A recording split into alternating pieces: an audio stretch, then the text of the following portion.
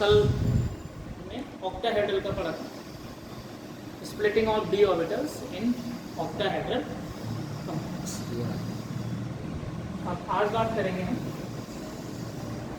ये CFT का ही topic है, इसको थर्ड लेक्चर पे, थर्ड लेक्चर।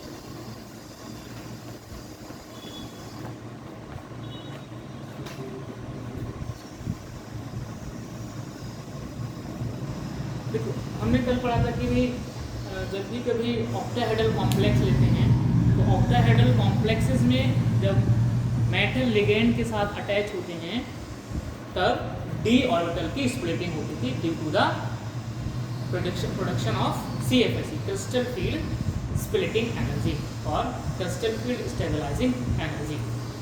तो वो हम देख पा रहे थे कि तो हमें पता था कि जो हमारे डी ऑर्बिटल्स हैं वो उसके दो सेट हैं, P2G सेट और EG सेट। ऑक्टाहेड्रल में जब स्प्लिटिंग हो रही थी तो हम देख रहे थे P2G की एनर्जी कम थी और EG ऑर्बिटल्स की एनर्जी हाई थी।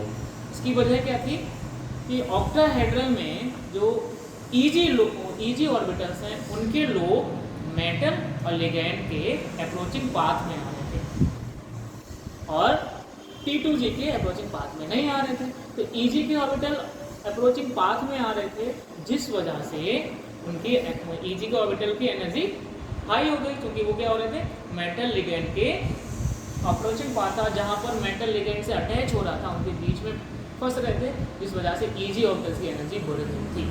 आज हम बात करेंगे स्प्लिटिंग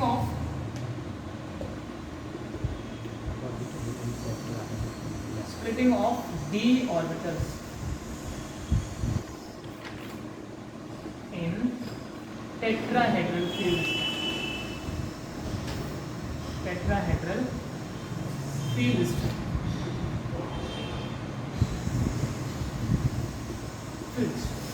यहाँ पर हम टेट्राहेड्रल कॉम्प्लेक्स कंपाउंड की बात करेंगे, उनका जिक्र होता क्या है, बताया कि अगर हम किसी भी टेट्राहेड्रल स्ट्रक्चर बनाए किसी भी कॉम्प्लेक्स कंपाउंड का, तो हमने ये मेटल लिया, ठीक है, ये मेटल लिया, इससे 4 लिगेंड जोड़ दिए, कुछ इस तरह से ये टेट्राहेड्रल स्ट्रक्चर बन जाता है। और एक चीज़ हम सबको पता है, बहुत बड़ा हाइब्रिडेशन कि टेट्राहेड्रल में जो बॉन्ड एंगल होता है 109.28 मिनट होता है। तो अब अगर हमने क्या किया, इस टेट्राहेड्रॉन को एक क्यूब में उठा के रख दिया, एक क्यूब में उठा के रख दिया। क्यूब ऐसा बनता है, सबको पता है, सबको बनाना आता होगा। ये क्यूब लिया हमने, एक इस क्यूब में उठा के, ठीक है, अगर हम इस टेट्राहेड्रॉन को एक क्यूब में उठा के रख दें तो भाई जो हमारे जो मेटल्स, जो हमारे लिगेंड हैं वो सारे के सारे लिगेंड आपके अपोजिट कॉर्नर पे आएंगे, अपोजिट कॉर्नर पर आएंगे। जो 4, क्योंकि जो हमारे 4 लिगेंड हैं, चारों लिगेंड अपोजिट कॉर्नर पर पहुंचेंगे जाकर। अब होता क्या है, जब भी हम टेट्राहेड्रल की बात करते हैं तो टेट्राहेड्रल में भी क्या होगा, सेंटर मेटल आयन है, जनरली डी ब्लॉक एलिमेंट है। अब यहाँ क्या होगा, जब डी ब्लॉक है तो यहाँ पर भी क्या होंगे, डी ऑर्बिटल्स होंगे, राइट। अगर डी ऑर्बिटल्स होंगे तो यहाँ पर भी T2G होगा और EG, राइट। ग्राउंड स्टेट में ये कंडीशन बनेगी। अब क्या होता है, यहाँ पर भी डी ऑर्बिटल्स की स्प्लिटिंग होगी, कुछ इस तरह से हम देख पा रहे हैं कि ये हमने डी ऑर्बिटल्स लिए और ये 5 डी ऑर्बिटल्स हैं, इसमें ये T2G ऑर्बिटल्स और आपकी ये EG ऑर्बिटल्स, ठीक है। अभी देखो यहाँ पर क्या है, पांचों ऑर्बिटल बिल्कुल एक दूसरे के बराबर हैं। इसका मतलब क्या है, इनकी एनर्जी बिल्कुल सेम है। और हमें पता है जब एनर्जी सेम होती है तो ऐसे ऑर्बिटल्स को क्या बोलते हैं, डीजेनरेट ऑर्बिटल्स, ठीक है। ये क्या है, इनका ग्राउंड स्टेट यानी फ्री स्टेट में, जब मेटल फ्री स्टेट में होता है तो ये कंडीशन है, वो ग्राउंड स्टेट में उसका डी ऑर्बिटल होता है। फिर क्या होता है, जैसे ही फिर से वही मेटल लिगेंड के पास अटैच होना चाहेगा, जैसे ही मेटल के साथ लिगेंड अटैच होने के लिए आ रहा होता है, वैसे क्या होता है कि भाई इन ऑर्बिटल्स की एनर्जी बढ़ेगी और सबकी कैसी होगी, इक्वल अमाउंट में बढ़ेगी, सबकी एनर्जी बिल्कुल इक्वल अमाउंट में बढ़ेगी। इस वजह से ये अभी भी क्या रहा, डीजेनरेट ही रहा, डीजेनरेट ही रहा, क्योंकि पांचों ऑर्बिटल्स की एनर्जी बिल्कुल बराबर क्वांटिटी में बढ़ी, अभी भी ये डीजेनरेट था। ये हमारा फिर से T2G और ये आपका EG। पांचों की क्यों बढ़ी है पता है क्यों? जब लिगैंड दूर से आ रहा होता है, मैंने आपको जो पहले लेक्चर में बताया था कि दूर से कोई आपसे इशारा कर रहे तो जितने लोग बैठे होंगे सबको लगेगा कि हम सबको इशारा कर रहा है। तो ऐसे ही ये स्फेरिकल फील्ड होता है, स्फेरिकल फील्ड की वजह से पांचों ऑर्बिटल की एनर्जी बिल्कुल बराबर क्वांटिटी में बढ़ती है। अब इनकी एनर्जी बढ़ चुकी है। अब क्या होगा, जैसे ही अप्रोच कर जाएगा इसके साथ अटैक हो जाएगा, तब क्या करेगा, इसके इलेक्ट्रॉन और इसके मेटल के इलेक्ट्रॉन के बीच में रिपल्शन होगा और रिपल्शन की वजह से CFSE जनरेट होगी और CFSE की वजह से ये फिर से स्प्लिट हो जाएगा दो में। अब यहाँ क्या ऑक्टाहेड्रल में हमने देखा था EG हमें यहाँ मिल रहा था हाई एनर्जी पे और T2G हमें कहाँ मिल रहा था लो एनर्जी पे। लेकिन टेट्राहेड्रल में क्या होता है, T2G ऑर्बिटल्स की एनर्जी हाई होती है और EG ऑर्बिटल्स की एनर्जी लो होती है। ये आपके T2G ये हाई एनर्जी है, हाई एनर्जी, और ये आपकी लो एनर्जी है, ठीक है। EG की लो एनर्जी और T2G की हाई एनर्जी। यहाँ पर भी टोटल की हम बात करें एनर्जी की तो कितनी आपकी 10D2 है, 10D2 है। और हम देखें कि जो इसकी एनर्जी है ये -6 में यहाँ घटेगी और इसकी +4 में बढ़ेगी, ठीक है, +4 में बढ़ेगी, ठीक है। यहाँ +4 में बढ़ेगी और ये -6 में, +4 क्या और -6 क्या, ये D2 की बात करें, ठीक है, +4D। अगर हम बात करें इसको और कह सकते हैं 1del-T। ऑक्टाहेड्रल में क्या लिया था, del-O लिया था, O का मतलब ऑक्टाहेड्रल था और T का मतलब यहाँ पर टेट्राहेड्रल है। तो कुछ इस तरह से ये d ऑर्बिटल 2 पार्ट्स में स्प्लिट हो जाते हैं, T2G और EG में। तो this is the splitting of d orbitals in tetrahedral field strength. यहाँ पर भी हम इलेक्ट्रॉन्स की फिलिंग करेंगे जिस तरह से हमने ऑक्टाहेड्रल में इलेक्ट्रॉन्स की फिलिंग की थी और CFSE कैलकुलेट की थी। CFSE को कैलकुलेट की थी हमने, स्ट्रॉन्ग फील्ड लिगेंड स्ट्रेंथ में भरा था, वीक फील्ड लिगेंड स्ट्रेंथ में भरा था। यहाँ पर भी दोनों तरह से हम भरेंगे, ठीक वैसे ही, बस अंतर क्या हो जाएगा, वहाँ पर हम देख रहे थे ऑक्टाहेड्रल में कि जो इलेक्ट्रॉन था सबसे पहले T2G में जा रहा था क्योंकि वहाँ T2G की एनर्जी कम थी और यहाँ EG की एनर्जी कम है। तो उसी तरह से एक टेबल बना लेते हैं। सबसे पहले number of electron in D, ठीक है, इन D orbital, number of electron in D orbital, ठीक है। अगला कॉलम क्या बनेगा हमारे पास में, इलेक्ट्रॉनिक कॉन्फ़िगरेशन, ठीक है, इलेक्ट्रॉनिक कॉन्फ़िगरेशन, इसी का मतलब शॉर्ट में लिख दिया इलेक्ट्रॉनिक कॉन्फ़िगरेशन। फिर यहाँ पर हम लिखेंगे CFS, ठीक है, CFS। फिर हम लिख लेंगे आपका number of unpaired, number of unpaired, ठीक है। तो इस तरह से हम बनाएंगे। अब देखिए हमने सिस्टम हमारे पास D में जनरली D1 हो सकता है, D2 हो सकता है, D3, D4, D5, D6, D7, D8, D9 और आपका D10, D9 और D10, ठीक है। ये हम सभी में भर के देखते हैं कि भाई D1 होगा तब क्या CFSE निकलेगी और लास्ट में जाते जाते D10 में होगा तब क्या CFSE होगी। तो देखिए अब हमें सबसे पहले तो हमारा क्या है, जो सेंट्रल मेटल एटम है वो एक ऐसा है जिसके D में सिंगल इलेक्ट्रॉन है। जैसे अगर हम बात करें स्कैंडियम, स्कैंडियम 2+, ठीक है, स्कैंडियम में जब 2 पॉजिटिव चार्ज होते हैं तो ये कैसा है, D1 का सिस्टम है, D1 सिस्टम है, क्योंकि आउटर मोस्ट शेल की अगर हम बात करें तो क्या हो जाएगा, इसके 3D1 और 4s2 होता है ना इसमें 3D1 आउटर मोस्ट जो है इलेक्ट्रॉनिक कॉन्फ़िगरेशन 3D1 4s2 होता है। 3D सीरीज का एलिमेंट है, फर्स्ट ट्रांजिट सीरीज बोलते हैं स्कैंडियम को, फर्स्ट ट्रांजिट सीरीज का पहला एलिमेंट है, राइट। तो देखो यहाँ से प्लस का मतलब क्या, 2 इलेक्ट्रॉन यहाँ से निकल गए, तो क्या बचा, D1 बचा। ठीक है, तो ये D1 का सिस्टम है। अब देखो हमें पता है कि D1 ग्राउंड स्टेट में तो यहाँ रहेगा। ठीक है, फ्री स्टेट में। अब देखिए जब इलेक्ट्रॉन यहाँ फिलिप होगा, फिलअप करेंगे, तो फिर से वही अकॉर्डिंग टू आर्गो प्रिंसिपल इलेक्ट्रॉन कहाँ जाता है, जिसकी एनर्जी लोएस्ट होती है। तो यहाँ T2G और Eg में Eg की एनर्जी कम है, तो सबसे पहला इलेक्ट्रॉन कहाँ जाने वाला है हमारे पास, Eg में मिल गया। अच्छा देखो हम फिलिंग कर किसमें रहेंगे, ये हम पहले करेंगे strong field strength, right, strong field strength, यानी जो हमारे पास जो लिगेंड लिया है हमने वो कैसा स्ट्रॉन्ग लिगेंड है, राइट, स्ट्रॉन्ग लिगेंड है। तो पहला इलेक्ट्रॉन हमारा यहाँ गया। अब देखो भाई पहला इलेक्ट्रॉन यहाँ गया कहाँ, Eg में, तो इलेक्ट्रॉनिक कॉन्फ़िगरेशन क्या बन जाएगा हमारा, Eg1 और T2G0। ठीक है, T2G में अभी कोई इलेक्ट्रॉन नहीं, Eg में हमारे पास एक इलेक्ट्रॉन आ चुका है। CFSE की बात करें तो 1 इलेक्ट्रॉन कितनी है, -6 dq हो जाएगी, तो CFSE -6 dq निकल के आ गई। अनपेड की बात करें तो 100 इलेक्ट्रॉन निकलता है।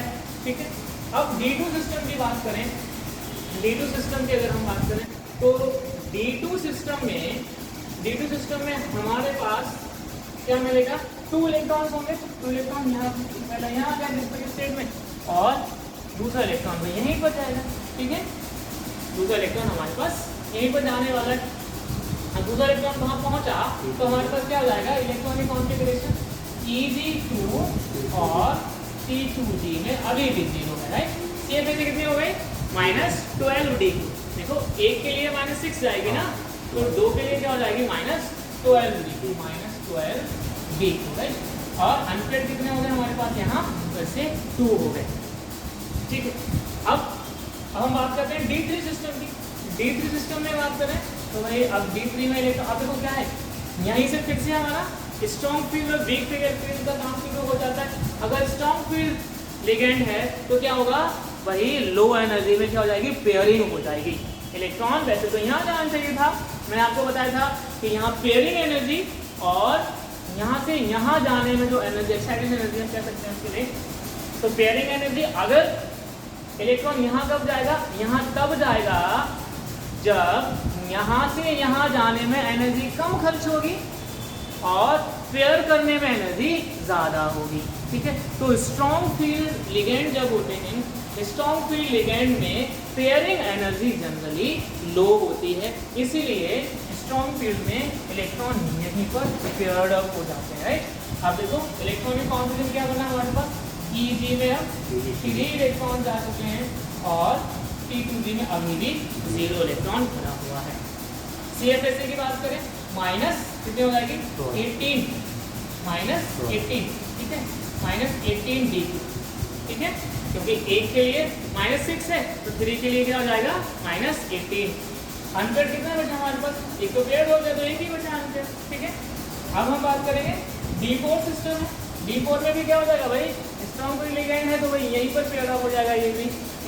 अब यहाँ पर भी क्या होगा, Eg4 और T2G अभी भी 0 बना हुआ है। T2G अभी भी 0, क्योंकि वहाँ पर अभी भी कोई इलेक्ट्रॉन नहीं पहुँचा है। अब CFSE की बात करें कितनी हो जाएगी, -24 dq और अनपेड यहाँ अब 0 होता है। ठीक है, अब देखो D5 सिस्टम है हमारे पास, D5, तो D5 में क्या हो जाएगा हमारे पास, D5 में अब नेक्स्ट इलेक्ट्रॉन कहाँ जाएगा। अब देखो यहाँ तो दोनों ऑर्बिटल में 2 इलेक्ट्रॉन्स हो गए। अब जो 5th इलेक्ट्रॉन आएगा उसकी अब चाहे स्ट्रॉन्ग फील्ड हो चाहे वीक हो, उसकी मजबूरी है कि भाई उसको ऊपर T2G में जाना ही पड़ेगा। ठीक है, तो 5th इलेक्ट्रॉन हमारे पास कहाँ जा चुका है, अब T2G में जा चुका है। ठीक है, तो इलेक्ट्रॉनिक कॉन्फ़िगरेशन हमारे पास क्या बना, Eg4 और T2G में 1 है। अब CFSE देखो यहाँ तक -24 कैलकुलेट कर चुके हैं। अब एक इलेक्ट्रॉन ऊपर पहुँच गया, कितना मिलेगा उसकी वजह से, +4 मिलेगा ना, तो कितना बचा, -20 dq। ठीक है, 20 dq और अनपेड हमारे पास 1 हो गया, अनपेड फिर से 1 हो गया। ठीक है, अब हम बात कर लें D6 सिस्टम की। D में 6 इलेक्ट्रॉन है तो कहाँ जाएगा, अब 6वां इलेक्ट्रॉन भी भाई यहाँ पर ही जाएगा। ठीक है, 6 इलेक्ट्रॉन वहाँ पहुँचा। इलेक्ट्रॉनिक कॉन्फ़िगरेशन क्या हो जाएगा हमारा, Eg4 T2G में आपके कितने 2 हो गए और CFSE कितने हो जाएगी, फिर से -4 कर दो तो क्या हो जाएगा ये -16 d3 बनेगा जाकर, और अनपेयर्ड हमारे पास कितने हो गए अब 2 हो चुके हैं, देख सकते हैं राइट। अब हमारे पास फिर से क्या लिया हमने D7 सिस्टम लिया। D7 में कहाँ जाएगा नेक्स्ट इलेक्ट्रॉन हमारे पास अब यहाँ पर जाएगा, वो भी T2G में ही जाएगा। तो इलेक्ट्रॉनिक कॉन्फ़िगरेशन बन जाता है Eg4 T2G3, ये वैसे कितनी हो जाएगी -12 D2। अनपेयर्ड हमारे पास अब 3 हो गया, ठीक है, अनपेयर्ड 3 इलेक्ट्रॉन अवेलेबल हो गए। अब D8 सिस्टम है, ठीक है, D8 सिस्टम में हमारे पास ये आ गया। D8 में क्या, अब देखो यहाँ पर भी पेयरिंग शुरू हो जाएगी, ठीक है, तो यहाँ पर भी D8 में एक इलेक्ट्रॉन फिर से T2G पहुंचा। इलेक्ट्रॉनिक कॉन्फ़िगरेशन बनता है D8 में Eg4 T2G4, और ये कितनी होगी -8 D2, ठीक है। देखो अनपेयर्ड कितने हैं हमारे पास, अब 2 रह गए क्योंकि पेयर्ड हो गया। अब हमारे पास D9 सिस्टम है। D9 सिस्टम में अगर हम देखेंगे तो वो भी क्या होगा, वो यहाँ जाकर पेयर हो जाएगा।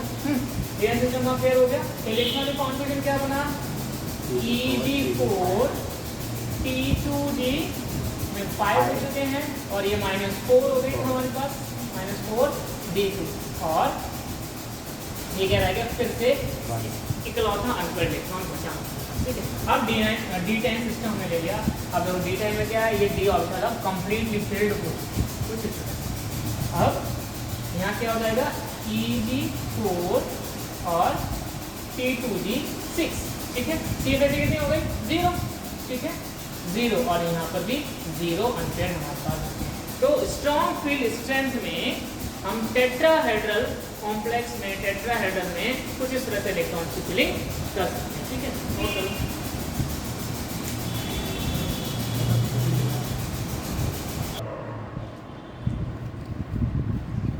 हो गया, कितने बचे, थोड़ा हो गया।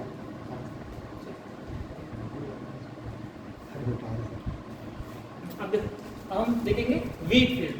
ये हमने इलेक्ट्रॉन्स की फिलिंग की थी वीक फील्ड स्ट्रेंथ में, स्ट्रॉन्ग फील्ड स्ट्रेंथ में।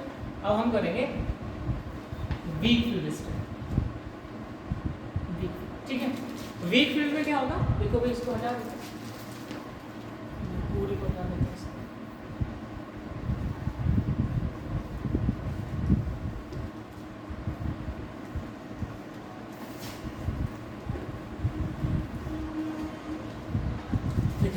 अब वीक फील्ड में क्या होता है, स्टार्टिंग में हमने फिर से D1 सिस्टम लिया, राइट।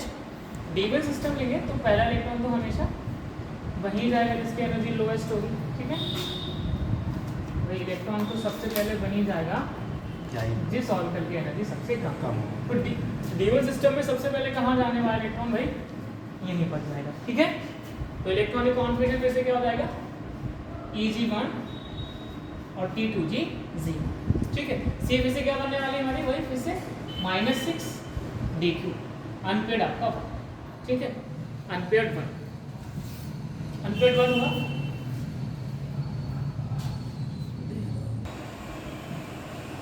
तो इस तरह से हमारे वीक फील्ड लिगेंड में इलेक्ट्रॉन्स की फिलिंग हो जाती है।